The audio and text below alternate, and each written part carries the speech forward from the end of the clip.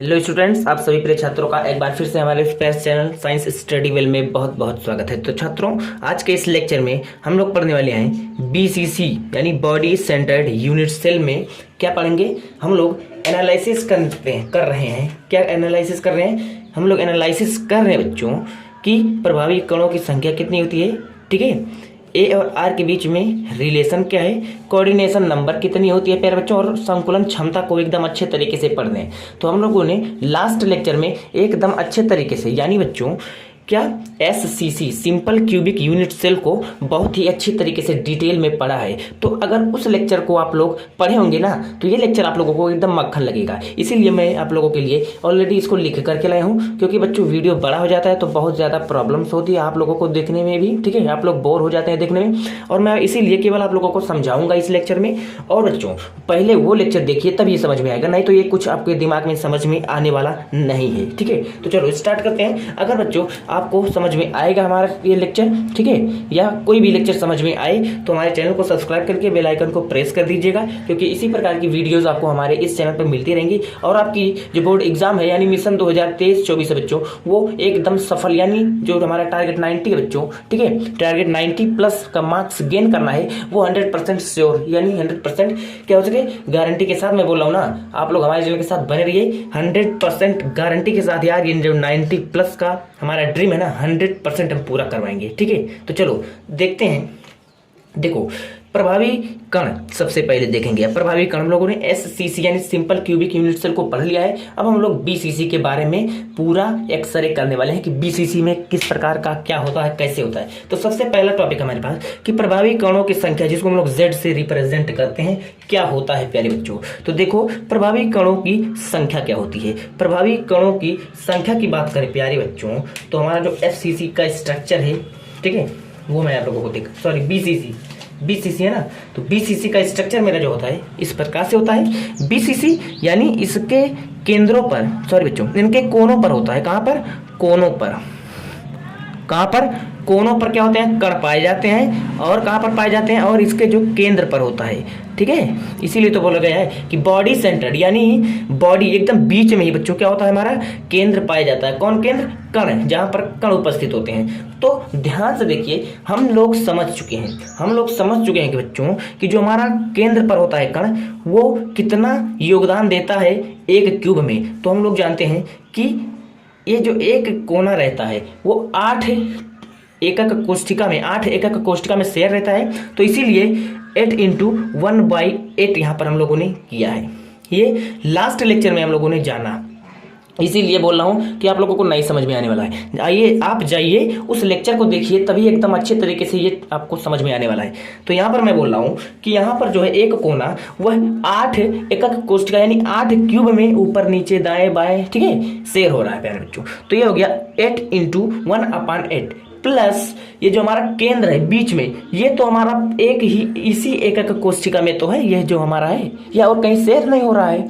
तो इसीलिए बच्चों यहाँ पर हम लोग लिखे 1 और इंटू 1 लिख दिए, क्योंकि एक ही केंद्र है और ये एक ही क्यूब में शेयर हो रहा है प्यारे बच्चों, इसलिए 1 × 1 यानी 1 × 1 कर दिए। अब देखिए यहाँ से 8 से 8 हमारा कैंसिल हो गया, 1 एकम 1 और 1 एकम 1 यानी 1 + 1 हमारा हो गया 2। यानी जो हमारा यहाँ है प्रभावी कणों की संख्या यानी z का मान है, जो हमारा क्या हो गया बच्चों, z का मान हो गया यहाँ पर 2 हो गया। इतनी बात क्लियर है। तो अब हम लोग चलें ए और आर के बीच का संबंध देखें। ए और आर के बीच का अगर हम लोग संबंध देखें प्यारे बच्चों, हम लोग एससीसी में देखे थे, जो हमारा है ए वह होता है 2r के बराबर। ए जो है हमारा वह 2r के बराबर है, जहां पर ए क्या है, ए है बच्चों इस घन के, ये घन जो है ना, इसके कोर की, ये जो है इसकी लंबाई, किनारों की लंबाई, ये जो किनारा है ए इस प्रकार से, ये जितना भी किनारा है ए, ठीक है। तो और ये जो आर है, इसके कण मैंने आपको 3D के माध्यम से दिखाया था, कुछ इस प्रकार से हमारे कण व्यवस्थित होते हैं, इस प्रकार से, ठीक है, और इसके पीछे भी होते हैं। तो मुश्किल है हमारा ये यहाँ पर दख है ना, बस आप एकदम, आपका इमेजिनेशन एकदम अच्छी तरीके से होना चाहिए कि भैया क्या बता रहे हैं यहाँ पे, ठीक है। ये होता है बच्चों। तो देखो इसका केंद्र और इसका केंद्र, ये जो हमारा है कोर की लंबाई, सॉरी ये जो एज किनारा है इसकी लंबाई है ए, किसमें होती थी FSCC का मैं बता रहा हूँ, और यहाँ पे ये R और ये R, तो R 2R ये होता था हमारे किसमें SCC में, बट हमें BCC में देखना है। तो BCC का मैं स्ट्रक्चर लेके आऊँ 3D में, तो देखो हमारा इस प्रकार से स्ट्रक्चर होता है, ये हमारा होता है 3D में स्ट्रक्चर।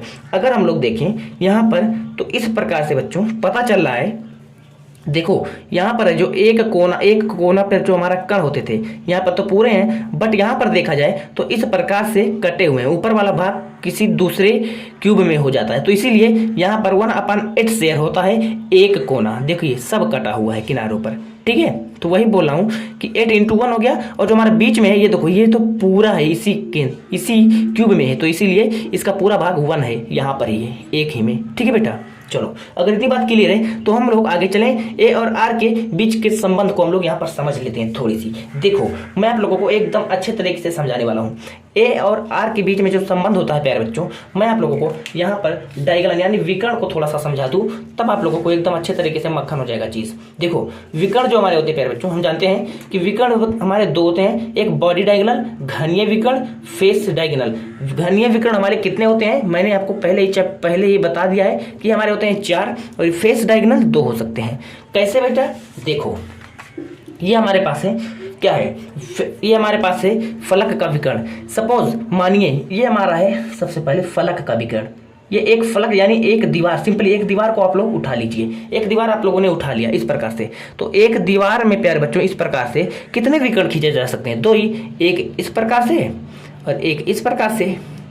और अगर इसी प्रकार से हम लोग एक घर में बात करें तो देखिए यहाँ से हम लोग खींचेंगे 1, यहाँ से हम लोग यहाँ पर आ जाएंगे 2, फिर ठीक यहाँ से इस प्रकार से 2, इस कोने से इस वाले फेस के यहाँ पे नीचे पे इस प्रकार से 3, और इस वाले से यहाँ पे आगे वाले के फेस से ये जो पीछे वाले का फेस का ये है लेफ्ट साइड, तो यहाँ पे इस प्रकार से हो जाएगा। तो इसीलिए यार ये 3D में आप लोगों को ये हमारा जो कॉपी है ये 2 डायमेंशन है, तो इसीलिए बच्चों इसको बोर्ड पर और कॉपी पर समझाना इम्पॉसिबल है। आपका इमेजिनेशन बहुत ही अच्छा होना चाहिए, बहुत ही उस पर कमांड आपकी बहुत ही अच्छी होनी चाहिए, तभी आप लोगों को इस चीज़ पे इंटरेस्ट आएगा। तो मैं क्या बोल रहा हूँ कि विकर्ण जो हमारे होते हैं कितने, घन में जो विकर्ण होते हैं 4 होते हैं, और फलक पर जो विकर्ण होते हैं प्यारे बच्चों वो 2 होते हैं। इस प्रकार से ये तो आप लोगों को समझ में आ जाएगा, बट घन वाला थोड़ा सा दिक्कत होगा, बट दिक्कत नहीं होना चाहिए। देखो ये वाला जो है इस तरीके से होगा, और यहाँ से अगर बात करें ये वाला तो इस तरीके से होगा यहाँ पे, और अगर इस वाले की बात की जाए तो ये हमारा यहाँ पर होगा, और अगर इसकी बात की जाए तो ये इस प्रकार से ये वाले पे होगा। तो इस प्रकार से आप लोग समझ गए होंगे। अब देखो प्यारे बच्चों, अब अगर हम लोग फलक का विकर्ण निकालें तो देखो फलक का विकर्ण हम लोग जानते हैं कि इसके जो किनारों की लंबाई है सभी की ए है, ये जो ए है सभी की लंबाई ए है प्यारे बच्चों। तो देखो अगर हम लोग यहाँ से देखें इस प्रकार से ले लें, एक फलक ले लें, और यहाँ पर अगर हम लोग इस एक कोने को यानी विकर्ण हम लोग खींच दें इस प्रकार से, एक कोने को दूसरे कोने से मिला दें, ये हमारा विकर्ण हो गया प्यारे बच्चों, ठीक है। फलक का विकर्ण है, क्योंकि फलक का विकर्ण इसका हम लोग क्या करेंगे, इसका हम लोग मान निकालेंगे कि कितना होता है। हम लोगों को पता है इसकी लंबाई ए है और इसकी लंबाई ए है, तो यानी इसको अगर हम इस पॉइंट को मान लें ए, इसको मान लें बी और इसको मान लें सी, तो क्या आप पाइथागोरस प्रमेय के हिसाब से कर्ण का स्क्वायर इक्वल टू लंब का स्क्वायर प्लस आधार का स्क्वायर लगा करके आप लोग जब निकालेंगे तो इसका मान आएगा √2a। क्या आएगा प्यारे बच्चों, √2a। फलक का विकर्ण जो होता है √2a आएगा। यहाँ से आप लोगों को समझ में आ रहा होगा। आप लोग पाइथागोरस थ्योरम लगा लेंगे, a का स्क्वायर जब आप लोग करेंगे तो हमारा क्या हो जाएगा, √2a हो जाएगा। एकदम अच्छी तरीके से आप लोग पाइथागोरस थ्योरम आप लोग 12th में है, तो इतना चीज आप लोगों को समझना बहुत ही जरूरी है। अब देखिए अगर इस प्रकार हम लोग घन का विकर्ण निकालें तो घन क्या होता है प्यारे बच्चों, देखो घन का विकर्ण ये हो गया, ये मैं आपको बताया था यहाँ से इस प्रकार से, तो ये हमारे पास हो गया एक घन का विकर्ण। अब देखो इसकी लंबाई ए है, और इसको अगर हम लोग इस तरीके से यहाँ पर मिला दिए, ये हमारा एक त्रिभुज बन गया। अब इसमें हम लोग पाइथागोरस थ्योरम लगाएंगे। पाइथागोरस थ्योरम लगा करके ये जो घन का विकर्ण है यही है हमारा, ये जो घन का विकर्ण है पूरा, इसको हम लोग इसका मान हम लोग निकालेंगे। तो कैसे निकालेंगे, इसका हमारा जो ये जो हमारा किनारा है इसकी लंबाई क्या है बच्चों, ए है, हम लोगों को पता है। अब ये देखो, ये ध्यान से देखो, ये एक फलक है मेरे दोस्त ये एक फलक है और फलक ये जो है हमारा, इसके विकर्ण ये जो है खींचा गया है इस प्रकार से लाइन, ये हमारा विकर्ण है। और मैंने बताया है कि जो फलक का विकर्ण होता है उसके लिए √2a लिया जाता है। तो देखिए उसका मान होता है √2a, इसको हम लोग मान लिए √2a होता है। अब अगर हम लोग √2a का स्क्वायर और a का स्क्वायर यानी बच्चों यहां पर भी पाइथागोरस थ्योरम लगाएंगे तो हमारा क्या फॉर्मूला आ जाएगा, तो हमारा जो मान आ जाएगा √3a। जी हाँ दोस्त, घन का विकर्ण जो होता है √3a होता है। बस यही मैं आप लोगों को यहाँ पर समझा रहा था। अब देखो इसका हम लोग यूज कैसे करते हैं BCC में और जो आगे की जो चीजें हैं FCC में। ठीक है, थोड़ा सा मैं क्वालिटी को, चलो देखो अब हम लोग एकदम अच्छे तरीके से BCC को समझ लेंगे। अब देखो मेरे दोस्त, ये जो है यहाँ पे क्या, ये इस प्रकार से हमारा क्या है, ये हमारा क्यूब है। ये हमारा क्या है दोस्त, ये हमारा बेटा क्यूब है, एक क्या है, क्यूब है। अब देखो अगर यहाँ पर देखा जाए, ये हमारा बीच में क्या है, ये हमारा बीच में एक गोला है, बीच में एक गोला है। ठीक है, बीच में क्या है, एक गोला है। अब अगर इस घन को इस प्रकार से यहाँ पर मिलाया जाए, ठीक है, घन को अगर एक केंद्र यानी बच्चों अगर इसके बीच का ए और आर के रिलेशन को हम लोगों को जानना है तो यहाँ पर कुछ इस प्रकार से इसके स्ट्रक्चर होते हैं। अब अगर देखा जाए तो ए और आर के बीच का जो संबंध है, ठीक है, वो कैसे पता चलेगा, हम लोग जानते हैं बॉडी सेंटर्ड है, BCC है हमारा, ये क्या है देखिए BCC body centred unit cell है। तो इसमें जो ए और आर के बीच का संबंध होगा कुछ इस प्रकार से होगा। यानी बच्चों जो हमारा √3a है, √3a है, वह क्या होगा, सबसे पहले देखिए ये हमारा एक क्या है, ये हमारा एक विकर्ण है। क्या है, विकर्ण है। और कैसा विकर्ण है, घन का, घन का है। घन का विकर्ण के लिए हम लोग क्या लेते हैं, √3a। तो रूट जो 3 है यानी a का मान हो गया √3a। ये हमारा है किनारों की लंबाई। तो किनारों की लंबाई क्या है, घन का विकर्ण है। तो घन का विकर्ण हमारे लिए मैंने आपको बताया है, यहाँ पे कहाँ पर बताया था, यहाँ पर, कि जो घन का विकर्ण होता है वह √3a होता है। तो √3a हो गया प्यारे बच्चों इक्वल टू। अब यहाँ पर देखा जाए तो ये हमारा सपोज, ये देखो, ये मान लो हमारे पास ये हमारा विकर्ण है। अब यहाँ पर बीच में एक पार्टिकल कुछ इस प्रकार से, यानी घन का केंद्र, देखिए जो घन का केंद्र है, और यहाँ पे ये और यहाँ पे ये, यानी इतनी लंबाई इसकी r और इतनी लंबाई इसकी r, इसके ये जो पूरा गोला है इसके 2r के अगर हम लोग क्या करते हैं, ऐड कर दें तीनों को ऐड कर दें, यानी ये है जो हमारे पास ये 2r है और इस प्रकार से है और इस प्रकार से है, ये r, तो यानी r 2r 3r हो गया और एक 4r। तो यही रिलेशन है इसमें, √3a इक्वल टू 4r। यहाँ से आप लोगों को समझ में आ गया है 3D के माध्यम से। आई होप कि आप लोग अगर इतना चीज समझ चुके हैं। अब यहाँ पर आप लोगों को कोऑर्डिनेशन नंबर ये तो याद ही कर लेना है। कोऑर्डिनेशन नंबर BCC में कितना होता है, 8 होता है। क्योंकि यार ये आपको बहुत ही अच्छे तरीके से इसको समझना पड़ता है, क्योंकि ये हमारा जो है ये 2D है। 2D में आप लोगों को समझाना बहुत ही इम्पॉसिबल होता है, इम्पॉसिबल होता है। ठीक है, इसीलिए मैं आप लोगों को जितना अपनी तरफ से पूरी कोशिश के साथ समझा रहा हूँ, अच्छे से समझिएगा। देखिए ये हम लोग समझ चुके हैं। अब आप लोग को यहाँ पर देख लिया, इसको आप लोग देख लीजिएगा कि जो कोऑर्डिनेशन नंबर होता है वो इसमें 8 होता है। किसमें, BCC में। हम लोग जाने थे जो SCC था वहां पर कोऑर्डिनेशन नंबर कितना था, 6। यहाँ पर क्या, यहाँ पर हो गया 8। वहां पर A और R में रिलेशनशिप क्या था, AR में रिलेशनशिप क्या था, 2A, सॉरी हाँ क्या था वहां पे बच्चों, A इक्वल टू 2R, क्योंकि यहाँ पर 2 गोले थे। ठीक है, तो 2 गोले के जो त्रिज्या होती है R 2R हो गया। और यहाँ पर देखिए कुछ इस प्रकार से है। तो मैंने आपको समझा दिया कि कैसे यहाँ पर √3a इक्वल टू 4R आ गया है। आई होप कि आप लोग समझ चुके होंगे। अब हम लोग लास्ट पे चलते हैं बच्चों, पैकिंग इफिशियंसी यानी संकुलन क्षमता। ये आपके बोर्ड पेपर में आता है। ये आपसे इतना डिटेल में नहीं पूछेगा, बट केवल डायरेक्ट पूछ लेगा कि BCC के लिए संकुलन क्षमता कितनी होती है। तो वहां से मैं आप लोगों को एकदम अच्छे तरीके से बेसिक, ये न्यू बैच चालू हो रहा है तो इसीलिए मैं सोचा कि एकदम अच्छे तरीके से अपने बच्चों की तैयारी हम करा दें, क्योंकि हमें टारगेट 90+ जो हमारा है वो गेन करना है। ये नहीं कि केवल रट्टा मार करके हम बोर्ड एग्जाम में पहुंच जाएं, ताकि क्वेश्चन अगर थोड़ा सा घुमा के पूछ ले तो हमारे बच्चे क्या जाए, डर जाएं, तो डरना नहीं है यार। तो देखो संकुलन क्षमता पैकिंग एफिशिएंसी कैसे निकालेंगे, मैंने आपको बताया बच्चों, इसका लिए एक फॉर्मूला है। ये जो फॉर्मूला है ना, इस पे आप लोग रख लीजिएगा, बहुत ही अच्छी तरीके से चीजें समझ में आएंगी। देखो यार, हमारे पास है z क्या है, z है हमारे पास प्रभावी कणों की संख्या। प्रभावी कणों की संख्या जो है वो z है 4/3 पाई r क्यूब। ये जो है ये हमारा है गोले का आयतन, ये हमारा क्या है, गोले का आयतन, क्योंकि हमारे जो परमाणु होते हैं गोलाकार होती हैं, तो गोले का आयतन हो गया। अब यहां से देखो जो हमारा z है, z कितना है, z मतलब प्रभावी कणों की संख्या BCC में कितनी है, 2 है, तो हमने z की जगह पर 2 रख दिया। अब देखो BCC, SCC और FCC तीनों में हमारे जो परमाणु होते हैं, अवयवी कण होते हैं, वह क्या है, वह गोला होते हैं। तो ये तो सेम ही रहने वाला है बच्चों, ये सेम ही रहने वाला, यानी 4/3 पाई r क्यूब हो गया, क्या, गोले का आयतन। अब देखिए यहाँ पे नीचे a क्यूब, नीचे a क्यूब का मतलब है बच्चों, अगर यहाँ से हम लोग देखें a का मान निकालें यहाँ से, अगर a बराबर कितना होगा, a बराबर हमारा हो जाएगा 4r/√3, ठीक है, यही बोला गया है। तो यहाँ पर a के मान में हम लोग 4r/√3 का क्या कर देंगे, क्यूब कर देंगे, और इनटू हमको परसेंटेज निकालना है तो 100 से मल्टीप्लाई कर देंगे। अब देखिए, अब यहाँ से हो गया 2 चौक 8, 2 चौक 8 हो गया बच्चों।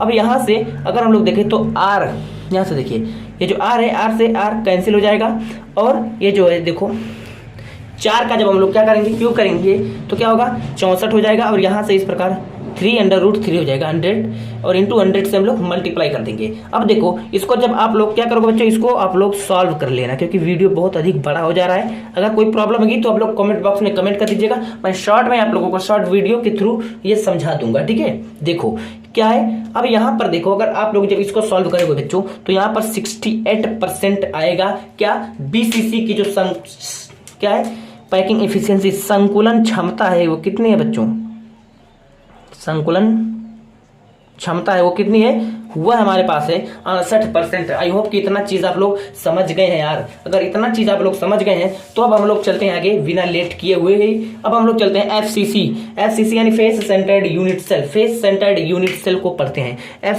FCC में भी हम लोगों को वही एक्सरे करना है, क्या करना है, प्रभावी कणों की संख्या। प्रभावी कणों की संख्या यहाँ पर हम लोग कैसे निकालेंगे, यहाँ पर जो होती है प्यारे बच्चों, यहाँ पर हमारे जो पार्टिकल्स होते हैं, कण होते हैं, वह किनारों पर तो रहते हैं, साथ ही दीवारों पर भी रहते हैं। जो प्रत्येक फलक है, प्रत्येक दीवार है, उस पर भी हमारे कण रहते हैं, इस प्रकार से।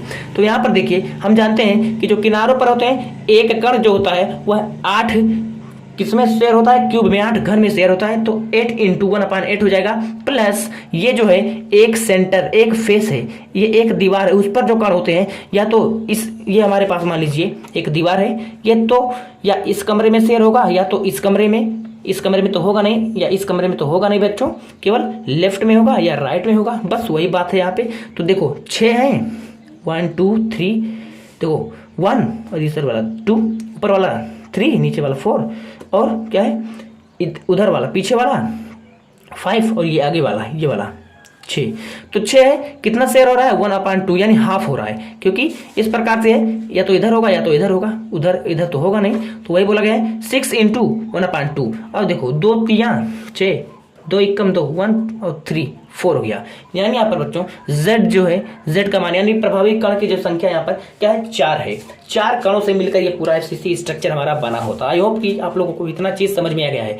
A और R में संबंध हम लोग जानते हैं, FCC पढ़ने हैं, और FCC के लिए जो बॉडी डायगोनल होता है उसका मान होता है √2a होता है। कैसे पता चला, देखो यहाँ पे मैंने इसीलिए आप लोगों को बताया, फलक का विकर्ण के लिए हम लोग जो निकालेंगे पाइथागोरस थ्योरम लगा करके तो √2a आ जाएगा, ठीक है। वेरी गुड, अगर इतना चीज समझ में आ गया है तो हम लोग आगे चलें। तो देखो बेटा, यहाँ पे जो √2a है, मैं आप लोगों को यहाँ से इस स्ट्रक्चर के माध्यम से समझा रहा हूँ। ये हमारे पास है एक फलक, देखो ये हमारे पास है एक फलक है, ठीक है ना। देखो ये एक फलक ले लो, ये एक फलक है हमारे पास, सपोज मान लो ये 3D में मैं बता रहा हूँ, बहुत ही मेहनत करके यार ये वीडियो मैंने बनाया दोस्त। देखो ये बहुत ही मेहनत करके बनाया है, कितने अच्छे तरीके से, ताकि हमारे बच्चों को कोई भी दिक्कत ना हो। कोई भी ले लो एक फेस, देखो ये भी आप लोग ले सकते हैं, ये वाला। अगर इसको देखो आप लोग, ये क्या है, ये विकर्ण है। हम लोग जानते हैं विकर्ण हमारा कितना होता है, √2a होता है। किसका विकर्ण, फलक का, यानी फेस सेंटर्ड हम लोग पढ़ रहे हैं। तो बच्चों √2a, अब अगर r में देखें हम लोग तो देखो ये इतना हो गया हमारा r, ये हमारा टोटल व्यास है 2r हो जाएगा, और ये भी हो जाएगा r, यानी r 2r यानी 3r + r 4r। इस प्रकार से हम लोग समझ सकते हैं a और r में संबंध है, तो यहीं से ये बोला गया है। ठीक है बच्चों, इतना बात क्लियर है आप लोगों को, मैंने यहाँ से आप लोगों को समझा दिया है। अब देखो कोऑर्डिनेशन नंबर, ये तो आप लोगों को रट्टा मारना ही पड़ेगा। ठीक है, क्या करना पड़ेगा, रट्टा मारना ही पड़ेगा कि कोऑर्डिनेशन नंबर यहाँ पर कितना होता है, 12 होता है। SCC में 6 होता है, BCC में 8 होता है, अभी हमने पढ़ा है, और यहाँ पर FCC में 12 होता है, 12 होता है। अब हम लोग चलते हैं पैकिंग इफिशियंसी के बारे में। हम लोगों को पता है पैकिंग इफिशियंसी हम लोग कैसे निकालते हैं। पैकिंग इफिशियंसी कैसे निकालेंगे बच्चों, सिंपली है यार, Z × Z यानी प्रभावी कणों की संख्या गुणे गोले का आयतन, क्योंकि हमारे जो अवयवी कण होते हैं वो गोलाकार होते हैं, और जो हमारा है किनारों की लंबाई, किसके किनारों की, उसके जो आयतन होता है तो A³ होता है उसका आयतन। ठीक है, किसका आयतन, जो हमारा क्यूब है उसका आयतन होता है A³ इंटू परसेंटेज निकाला, 100 से हम लोग मल्टीप्लाई कर देंगे। अब देखो Z जो है हमारा क्या कहाँ है, Z का मान यहाँ पर 4 है, 4 हो गया, इंटू 4/3 πr³, ये तो सब में रहेगा।